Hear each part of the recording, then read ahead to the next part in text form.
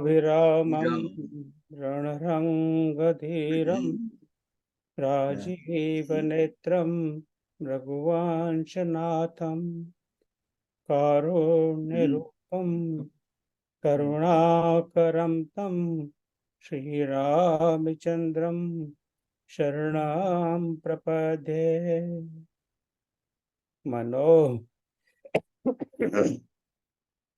मनोजवं मारुततुल्यवेगं यतेन्द्रियं बुद्धिमतां वरिष्ठं वातात्मजं वा नरयोत्तमुख्यं श्रीरामदूतं शरणं प्रपद्ये। श्रीरामदूतं शरणं प्रपद्ये। श्यावर रामचंद्र भगवान की जय। उमापति महादेव की जय। पवन सुत हनुमान की जय। श्री कृष्ण कन्हैया लाल की जय। जय जय श्री राम।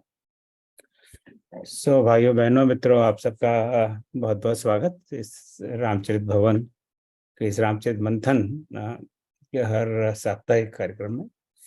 जैसा आप सबको भी याद है, इस सप्ताह बाबा तुलसीदास की जन्म जयंती थी 526वीं। तो हम उन्हीं को समझने का प्रयास कर रहे हैं, उनको जानने का प्रयास कर रहे हैं, उनके काम को जानने का प्रयास कर रहे हैं। तो इस संदर्भ में गत शनिवार को आचार्य ओम नीरव जी यहाँ पधारे थे और उन्होंने तुलसी के छंद रचना पर बड़ी विस्तार से चर्चा की थी। और मुझे ये नहीं कहना चाहिए विस्तार से, क्योंकि उनकी विस्तार से चर्चा करने के लिए तो महीनों चाहिए। और ये कहना चाहिए गागर में सागर पर जितने भी बाबा तुलसी के ग्रंथ हैं, 12 ग्रंथ हम जानते हैं बड़े प्रसिद्ध हैं, इसके अलावा भी और उन्होंने किस किस प्रकार से छंदों का प्रयोग किया है, इसी विषय पर जो तुलसी मानस प्रतिष्ठान भोपाल में गत वर्ष क्यों इसी वर्ष कहना चाहिए, जो पांचवा अधिवेशन हुआ था, उसमें उन्होंने चर्चा भी की थी। और इस विषय पर उनकी एक पुस्तक भी प्रकाशित हो चुकी है। उन्होंने गहन अध्ययन किया है इस विषय का। वो पुस्तक बता रहे थे अमेजोन पे शायद प्राप्त है, मुझे इस समय एग्जैक्ट नाम याद नहीं है। आज मेरे अनुज श्याम एक्चुअली यूएस आ रहे हैं, इस समय वो फ्लाइट में ही है, तो पुस्तक आज लेके आएंगे। आज शाम को मेरे समय के अनुसार मेरे हाथ में होगी, तो आप उसको देखें। हमें पुस्तक प्राप्त हो गई है, पुस्तक हमको प्राप्त हो गई है। हाँ, हाँ, मैंने उसको लिख करके ही भेजा है हाँ उनको। हाँ, आपने तो उसमें अपने विचार भी प्रकट किए, बता रहे थे। तो आज इसी श्रृंखला में दूसरा दिन है। आज फिर हम बाबा तुलसीदास पर चर्चा करेंगे। तो आज तुलसी मानस प्रतिष्ठान से 3 बड़े विद्वान हमारे बीच हैं। हम इनको पहले भी इस प्लेटफॉर्म पर सुन चुके हैं, तो पहले तो उनका हम कर्तव्य से स्वागत करें। आदरणीय श्री रघुनंदन शर्मा जी, जो तुलसी मानस प्रतिष्ठान के कार्याध्यक्ष हैं। आदरणीय पंडित प्रभुदयाल मिश्र जी, जो वहाँ की पत्रिका के संपादक हैं, प्रधान संपादक हैं। और आदरणीय श्री देवेंद्र रावत जी, वो उस पत्रिका के संपादक हैं। आपको करीब करीब सबको ज्ञात ही है कि हमें गत मार्च में 6 महीने भी नहीं हुए, 6 महीने होने आए, अभी नहीं हुए 6 महीने, 5वीं रामायण अधिवेशन वहाँ पर आयोजन करने का सौभाग्य इन्होंने प्रदान किया था। और प्रभु की कृपा से इनके सख्त कठोर परिश्रम से वो अधिवेशन अत्यधिक सफल हुआ। मैं पुनः आप सबको धन्यवाद देता हूँ इस अधिवेशन में आपके सहयोग के लिए, और आपने जो इतना श्रम किया। तो मैं बिना ज़्यादा समय गंवाए आदरणीय रघुनंदन शर्मा जी मैं क्या परिचय दूँ इनका परिचय देने जाऊँगा तो उसी में सारा समय चला जाएगा। तो मैं यही कहूँगा कि प्रभु बड़ी आस्था रखते हैं, बहुत काम किया है इन्होंने। और बस मैं इतना कह रुक जाता हूँ, और आप बाबा तुलसीदास पर अपने विचार प्रकट करें। उसके बाद में प्रभु दयाल मिश्र जी, श्री पंडित प्रभुदयाल मिश्र जी करेंगे, और अंत में देवेंद्र राव जी। और बाद में आपका समय रहा तो कोई प्रश्न हो तो अवश्य करिए इनसे, ऐसे विद्वान बड़े मुश्किल से मिलते हैं। तो जय श्री राम, आप सबको प्रणाम। और शर्मा जी, आपका स्वागत है। प्रणाम। आप अनम्यूट कर लीजिएगा।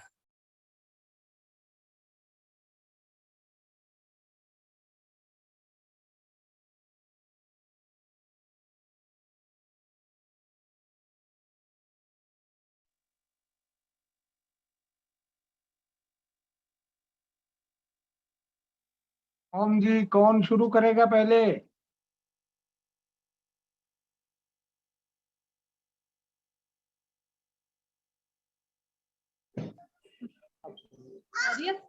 जी सब नमस्कार। आपका म्यूट है।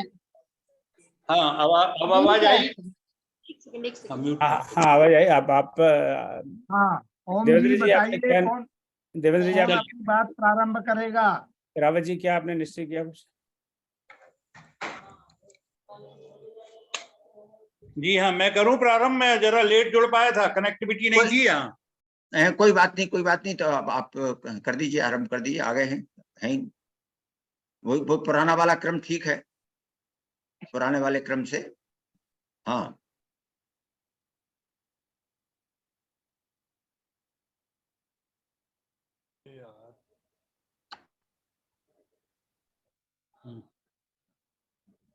आप कर दीजिए, आरंभ कर दीजिए राहुल जी। अभी आपकी आवाज नहीं आ रही है। अभी अनम्यूट करना होगा।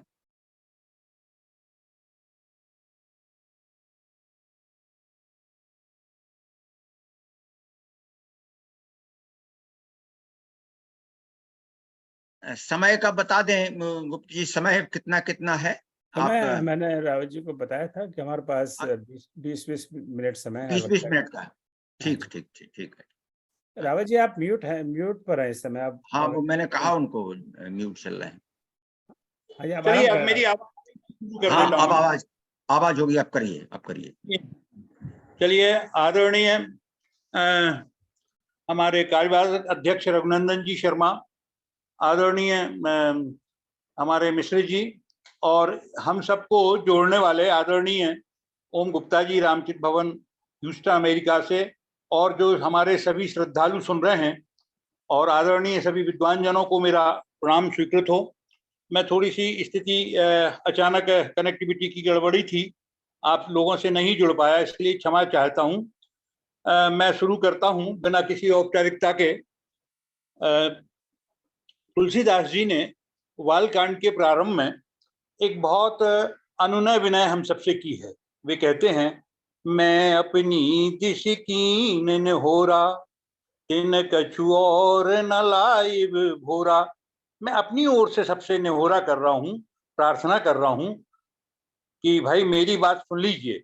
लेकिन मुझे पता है कि मेरी बात को लोग नहीं समझेंगे, ये उन्हें लग रहा था, इसलिए उन्होंने ये बात लिखी।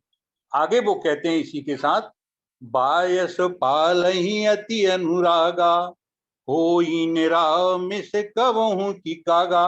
कि यदि भले ही कौवे को आप प्रेम से पालिए, लेकिन वो निरामिस नहीं हो सकता। गोस्वामी जी ने ये बात कही, लेकिन उसके बाद एक बात और वो कह देते हैं कि ऐसा नहीं है। प्रभु कृपा और सत्संग का जो सुफल है वो इन सब में परिवर्तन कर सकता है, बशर्त व्यक्ति चाहे। वो आगे लिखते हैं कि मज्जन फल पेखिय तत्काला, काक होई पिक बकहु मराला। यदि हम सत्संग करते हैं, जाते हैं, इस रामचरितमानस रूपी मानसरोवर में स्नान करते हैं, तो कौआ जो है वो कोयल हो सकता है और बगुला जो है हंस हो सकता है। इसमें आश्चर्य की कोई बात नहीं। आगे वो कहते हैं, सुनिया चरज करे जन कोई, सत्संगति महिमा नहीं कोई। इसमें आश्चर्य की कोई बात नहीं, ये सब संभव है। वो यहां तक कहते हैं कि बारी मथे घृत होए बरु, सिकता ते बरु तेल, बिनु हरि भजन ना भव तरही, यह सिद्धांत अपील। कहा कि पानी को मथने से कहीं घृत निकल सकता है और रेत से कहीं तेल निकल सकता है, ये बिल्कुल सत्य है। ये असंभव काम भी भले ही संभव हो जाए, लेकिन बिनु हरि भजन न भव तरही, यह सिद्धांत अपील। पर बिना हरि के भजन के इस संसार से हम नहीं तर सकते, इस भव सागर को नहीं पार कर सकते। ये गोस्वामी जी ने कहा। लेकिन आप देखें कि यदि कोई व्यक्ति सत्संग करता है, श्री रामचरितमानस का अध्ययन करता है, सुनता है, श्रवण करता है, तो इसका प्रतिफल क्या है? आप देखें कि गंगा किनारे केवट ने ये दोनों कामों में जो असंभव थे उनको संभव करके भगवान के सामने दिखा दिया। आप सभी जानते हैं केवट प्रसंग को, तो बहुत बहुचर्चित प्रसंग है। जब केवट से कहा भगवान ने कि आप मुझे नाव ला दीजिए, केवट मना कर देता है। लेकिन जब नाव आती है, नाव ले आता है और प्रभु की आज्ञा हो जाती है, तब वो उनके चरण पखारता है और क्या करता है? केवट राम रजाय सुपावा, पानी कठौता भर ले आवा। पानी ले आया। किसी ने केवट से पूछा कि क्या कर रहे हो भाई? केवट ने कहा कि ये जो पानी है, बारी मथे धृत होए वर, ये हो नहीं सकता, लेकिन मैंने अब प्रभु की आज्ञा पाली है, प्रभु की कृपा प्राप्त कर ली है, इसलिए घृत की बात नहीं है, मैं तो इस पानी से अब चरणामृत बना रहा हूँ, चरणामृत बना ले रहा हूँ। और उस चरणामृत का पान करके ना केवल मैं बल्कि मेरे पूर्वज, परिवार सारे तर जाएंगे। ये बात केवट ने वहां संभव करके दिखाई। दूसरी बात, जब केवट ने देखा कि प्रभु, गोस्वामी जी ने ये कहा है, सिकता तेवरु तेल, है ना, रेत से तेल नहीं निकल सकता। आज केवट ने भगवान को गंगा पार कराया और गंगा पार कराने के बाद नाव से उतार दिया।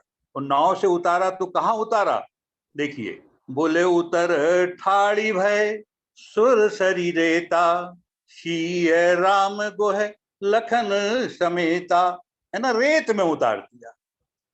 कहाँ भगवान इतना व्यापक विराट स्वरूप, है ना, तीनों पृथ्वियों को, पृथ्वी को 3 पग में नापने वाले, संपूर्ण ब्रह्मांड को नापने वाले, वो आज रेत में खड़े हुए हैं।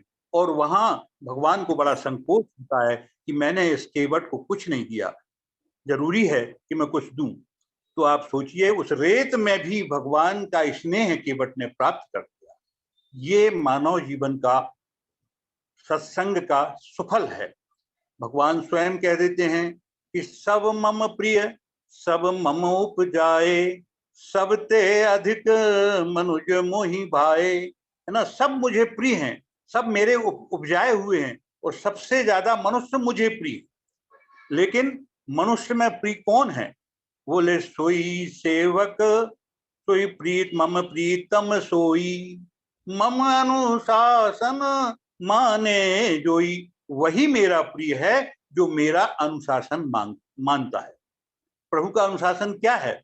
यहाँ केवट की आप बात देखें, केवट ने एक बहुत विलक्षण बात की। आपको लगता है कि केवट नाव को के कारण बड़ी अटपटी भाषा में भगवान से प्रार्थना कर रहा है, लेकिन वास्तविकता क्या है? भगवान, केवट कहता है कि प्रभु, उत्तर कांड में आप जो कहेंगे उस रहस्य, उसका मैं रहस्योद्घाटन आज कर दे रहा हूं। और यही कारण है, आप देखें कि सीता जी वहां प्रसन्न है। उनके साथ हमेशा अंगरक्षक के रूप में रहने वाले लक्ष्मण जी भी वहां कुछ नहीं कह रहे हैं और स्वयं जगताधार वहां पर हंस रहे हैं। क्यों हंस रहे हैं? क्योंकि केवट जो बात कहने जा रहा है, आप देखें कि यहाँ नाव की बात की गई है, लेकिन भगवान उत्तरकांड में कह देते हैं, क्या कहते हैं? बोले नर तनु पाय विषय मन देही, पलट सुधा ते सठ विष लेही। और दूसरी बात ये कहते हैं, बोले नर तन भव बारिधि कह बेरो, सन्मुख मरुत अनुग्रह मेरो। कहा भैया, जहाज या नाव अलग बात है, लेकिन ये शरीर जो हमें प्राप्त हुआ है यही जहाज है। इसी जहाज से हमको ये संसार रूपी भवसागर को पार करना है। केवट ने सबके सामने ये बात रखी। और इस तरह से आप देखें कि तुलसीदास जी का यही निहोरा है कि आप कितना ही कुछ कर लें, लेकिन बिना हरि के भक्ति के आप जो हैं संसार रूपी सागर से नहीं तर सकते। वो हाथ जोड़कर विनती कर रहे हैं, प्रार्थना कर रहे हैं। और यही कारण है कि केवट ने जो उत्तर दिया मानो केवट ने भगवान की बात को भी माना और तुलसी के नेहोरे को भी माना। इसलिए तुलसी ने बाल कांड में एक बहुत अच्छी बात केवट के संबंध में की। घटना रामचरितमानस के अनुसार अयोध्या कांड की है। भगवान अयोध्या कांड में केवट के पास जाते हैं, लेकिन बाल कांड में गोस्वामी जी लिखते हैं क्या? बोले नदी नाव तट प्रश्न अनेका और केवट कुशल उत्तर सविवेका। मनुष्य होने के नाते सबसे सही उत्तर केवट का है। तर्क वितर्क हम कुछ भी कर लें, लेकिन हमारे सामने तुलसीदास जी का यही निहोरा हमें मानना चाहिए कि ये जो मनुष्य हमने देह प्राप्त की है, ये सर्वश्रेष्ठ देह है। साधन धाम मोक्ष कर द्वारा पाई न जही परलोक के सवारा। ये साधन का धाम है। अब एक प्रश्न उठता है, कई बार हमारे मन में एक बात आती है कि प्रभु कब कृपा करेंगे। ऐसी बात नहीं है। मनुष्य शरीर प्राप्त करते ही सबने भगवान की कृपा को प्राप्त कर लिया है। भगवान स्वयं कहते हैं, बोले कबहु करी करुणा नर देही देत ईश विन हेतु सनेही। भगवान कभी कृपा करके मनुष्य शरीर दे देते हैं। तो बंधुओं, हम और आप और सारे संसार के जितने मनुष्य हैं, ये बात बिल्कुल तय है कि हम प्रभु कृपा प्राप्त हैं। पर बात केवल इतनी सी है कि हम मनुष्य होते हुए भी अपने मन को बदल लें, अपने तन को बदल लें। और यदि हम तन भले ही ना बदला जाए, लेकिन यदि मन बदल जाता है तो हृदय में परिवर्तन हो जाएगा। हृदय में परिवर्तन हो जाएगा तो हमारा मन सत्संग में लगेगा। सत्संग में यदि मन लगता है तो निश्चित हम भव सागर, बोले भव सागर तह पार जो पावा राम कथा तिन कह दृढ़ नावा। गोस्वामी जी कहते हैं कि ठीक है भाई, आप और किसी साधन की बात ना करें। सकल सुमंगल दायक रघुनायक गुणगान, है ना, सादर सुनई जेता रही भव सिंधु बिना। आप अपनी यात्रा आपकी पूर्ण हो जाएगी। आज बंधुओं, मैं थोड़ा सा एक पारिवारिक व्यस्ततावश आपसे बात नहीं कर पाया। बाकी आप सबको बहुत बहुत धन्यवाद। आदरणीय गुप्ता जी को और आप सभी सुनने वालों को नाम साधुवाद।